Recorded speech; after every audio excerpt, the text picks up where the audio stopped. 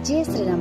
आज आम जानिबा सुंदरकांड कहीं पढ़ाए और तार महत्व। रामायणर पंचम अध्याय बा सुंदरकांड पढ़ा द्वारा अनेक आध्यात्मिक और मानसिक लाभ मिलता है। सुंदरकांड पाठ कले जीवन समस्त बाधा विघ्न और संकट दूर होता है।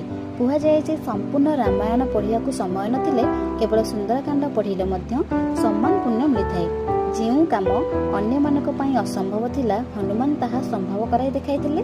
तेणु कौनसी कष्टकर कार्य सफलता पाइबा पई यह पाठ करा जाए। एही सुंदरकांड रे हनुमान लंका यात्रा आरंभ करी सीता संदेश नहीं फेरिया पर्यंत कथा अछि।